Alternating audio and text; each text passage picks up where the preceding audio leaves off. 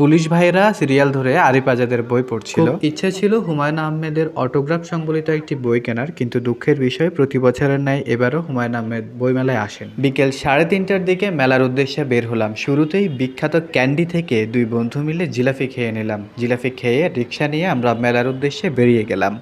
যে সময়টাতে আমরা মেলায় পৌঁছালাম তখন খুব একটা মানুষের আনাগোনা ছিল না, কারণ শুক্রবারে সাধারণত মানুষ সন্ধ্যার পর বের হয়। যাই হোক, আমরা মেলায় ঢুকলাম এবং মেলায় ঢুকে একে একে বিভিন্ন স্টলগুলো দেখতে লাগলাম। চট্টগ্রামের বইমেলা আর ঢাকার বইমেলা দুটোর মধ্যে কিন্তু আকাশ পাতাল ব্যবধান। ঢাকার বইমেলা সবসময় মানুষের মধ্যে যেমন একটা আকর্ষণ ধরে রাখে, সেই আকর্ষণটা সম্ভবত চট্টগ্রামের বইমেলা ধরে রাখতে পারে না। সম্ভবত অধিকাংশ লেখক ঢাকার বইমেলাতে থাকার কারণে সেখানে পাঠকদের সমাগমও একটু বেশি হয়। যাই হোক, আমরা হেঁটে হেঁটে মেলার স্টলগুলো দেখতে লাগলাম। এক পর্যায়ে খেয়াল করলাম পুলিশ ভাইয়েরা লাইন দিয়ে আরিফ আজাদের বই কিনছে এবং পড়ছে। বিষয়টা দেখে খুবই ভালো লাগলো। যেসব স্টলে ইসলামিক বই বিক্রি হচ্ছে সে সকল স্টলগুলোতে সিরিয়াল একটু লম্বাই ছিল। আমরা প্রথমেই এসে সেটি লক্ষ্য করেছি।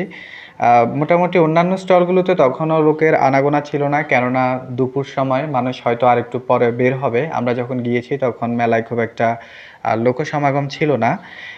এই সুযোগে আমরা মোটামুটি খুব নিরিবিলিতে মেলার প্রতিটা স্টল খুব ভালোভাবে দেখলাম। আমি বেশ কিছু বই নেড়ে চেড়ে দেখলাম। তারপর আমার বন্ধুও ছিল, সে আবার সাদাত হোসেনের খুবই ফ্যান। সে সাদাত হোসেনের একটি বই কিনবে বলে পরিকল্পনা করেছিল। এদিকে আমি আবার হুমায়ুন আহমেদের ফ্যান। আমি হুমায়ুন আহমেদের দু একটা বই ধরে নাড়াচাড়া করলাম। এক পর্যায়ে চিন্তা করলাম দু একটা বই নেওয়া উচিত, যদিও পকেটে খুব একটা টাকা ছিল না।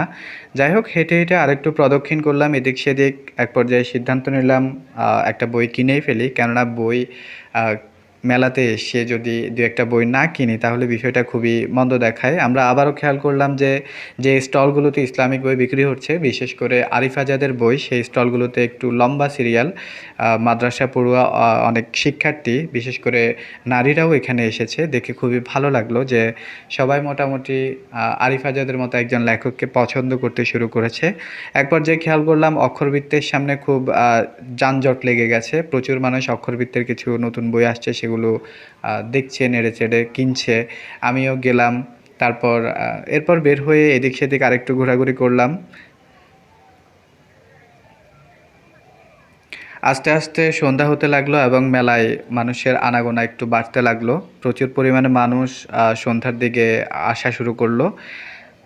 আমি একটি শিশু কিশোরদের বই কিনবো বলে পরিকল্পনা করেছি, কারণ বাসা থেকে আসার সময় আমার ভাতিজাকে বলেছি তার জন্য একটি গল্পের বই নেব। তো আমি শিশু কিশোরদের বইয়ের যে স্টল সেখানে গেলাম এবং সেখান থেকে একটি বই কিনে নিলাম। আশা করছি ভাতিজা খুশিই হবে। এই যে কাঁকড়া ও সারস পাখি, এই বইটি কিনেছিলাম তার জন্য। যাই হোক, আমরা আরও কিছুক্ষণ এদিক সেদিক হাঁটাহাঁটি করলাম। গার্ডিয়ান পাবলিকেশনে বেশ ভিড় ছিল, যেহেতু এটাও একটি ইসলামিক স্টল। অনেকগুলো স্টল খুব চমৎকারভাবে সাজানো ছিল। আমি বই দেখব কি, স্টলগুলো দেখেই মুগ্ধ হয়েছি, এত চমৎকার সব স্টল। এক পর্যায়ে আমি ভাবলাম যে আমরা যেহেতু বের হয়ে যাব, এখন একটা বই কেনা উচিত।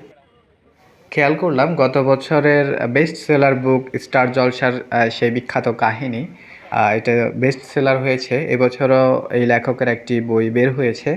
খুব ইচ্ছা ছিল হুমায়ুন আহমেদের অটোগ্রাফ সংবলিত একটি বই কিনব, কিন্তু প্রতিবারের মতো এবারও হুমায়ুন আহমেদ মেলায় আসেননি, যার ফলে ওনার অটোগ্রাফ ছাড়াই একটি বই কিনতে বাধ্য হলাম।